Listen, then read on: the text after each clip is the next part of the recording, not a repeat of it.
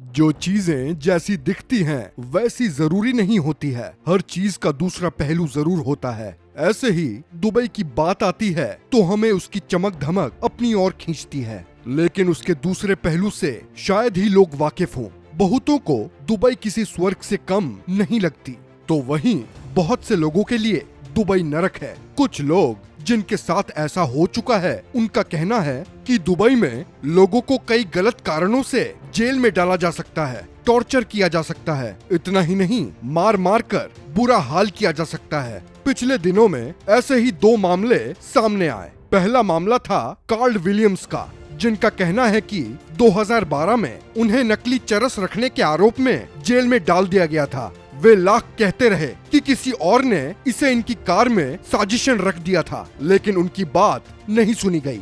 उन्होंने देखा कि जेल में लोगों को बुरी तरह पीटा जा रहा था। उनके कुछ नाजुक अंगों पर इलेक्ट्रिक शॉक भी दिए गए थे।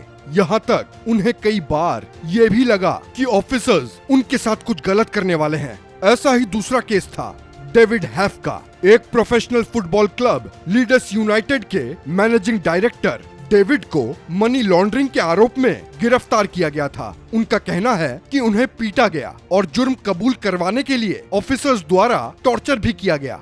दुबई अपने आप को एक डेमोक्रेटिक कंट्री कहता है, लेकिन असल में वहाँ राजशाही शासन है। यहाँ तो सभी को पता है, भारत, नेपाल, पाकिस्तान, बांग्लादेश, श्रीलंका जैसे देशों से हर साल लाखों लोग दुबई में काम की तलाश में जाते हैं।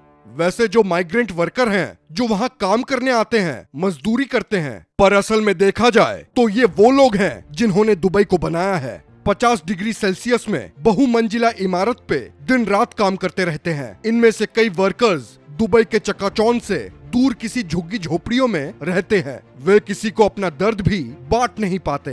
दुबई में वर्कर्स का यूनियन बनाना इलीगल है। वहाँ एक और विशालकाय म्यूजियम, एक से बढ़कर एक करिश्माई इमारत है। वहीं दूसरी ओर मजदूर अपने छोटे से कमरे में अपने कमरे के सुराखों से इन्हीं करिश्माई रंगीन इमारतों को देखते हैं और अपने आप को बताते हैं कि वो दुबई में है, दुनिया का सबसे आलीशान शहर। वे इन इमारतों को देखते हैं जिसे उन्होंने खुद तराशा है, लेकिन वे इसे देखने के अलावा और कुछ नहीं कर सकते। दुबई के कई सारे प्रोजेक्ट्स में प्रकृति का जरा भी ख्याल नहीं रखा जाता। एग्जाम्पल के लिए पाम आइलैंड, इसको समुद्र में टापू बनाकर आर्टिफिशियली बनाया गया था, जबकि दुबई में तो समुद्र में बालू भरकर टापू नहीं बनाया जा सकता। इसलिए समुद्र के तल से मिट्टी को निकालकर आइलैंड को बनाया गया, जिससे दुबई के किनारों पर मौजूद करोड़ों साल पुराने कोरल रीफ और मरीन लाइफ लगभग नष्ट हो गए हैं। दुबई एक ऐसा शहर है जो बाहर से तो काफी आलीशान है और लग्जरियस है, लेकिन उसके भीतर कई गहरे अनचाहे रहस्य हैं और वहाँ काफी गलत काम भी होता है। काफी लोगों का कहना है कि दुनिया भर के देशों से लड़कियों को तस्करी करके दुबई भेजा जाता है, जो अपने परिवार से, अपने देश से दोबारा कभी मिल नहीं पाते। करप्शन। अभी हाल ही के एक इंटरव्यू में शेख मोहम्मद ने कहा कि करप्शन के चलते दुबई में $1 ट्रिलियन खराब हुए हैं। इस बयान से अंदाजा लगाया जा सकता है कि करप्शन कितनी बड़ी समस्या है, जिसके चलते अमीरों के इस शहर में बहुत से लोग आज भी अनपढ़ और गरीब हैं। दुबई है गुलामी का अड्डा। ये बात किसी से छिपी नहीं हुई है कि दुबई में मजदूरों के साथ कैसा व्यवहार किया जाता है। वहाँ भारत, पाकिस्तान, बांग्लादेश और चीन जैसे देशों के लाखों मजदूर दशकों से काम कर रहे हैं। कई रिपोर्ट्स में ये सामने आया है कि उनके पास ना तो रहने की जगह है और ना ही कोई सुविधाएं। वहाँ मजदूरों के साथ गुलामों जैसा सलूक किया जाता है। वहाँ लेबर लॉ का कोई अस्तित्व नहीं है। यहाँ तक कई बार मजदूरी भी दबा ली जाती है। काम शुरू करने से पहले लेना पड़ता है कर्ज।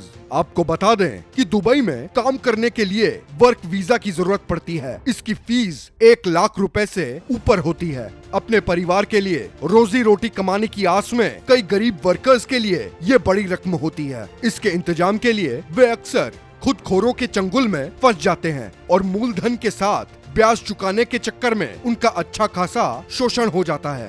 कर्ज में होना अपराध है।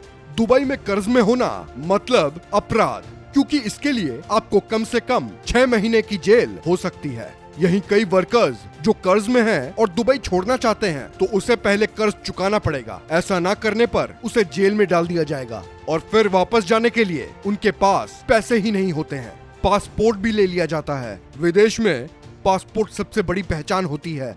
एक बार जब एम्पायर ने मजदूरों का पासपोर्ट अपने कब्जे में कर लिया था, उसके चलते लोग ब्लैकमेलिंग और शोषण का शिकार हुए। कई बार तो उनकी स्वदेश वापसी असंभव जैसी हो जाती है।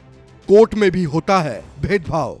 कई लोगों का आरोप है कि दुबई में कोर्ट में भी भेदभाव होता है। दुबई की कानून व्यवस्था और करप्शन पर सवाल उठाने वालों को आमतौर पर न्याय नहीं मिल पाता।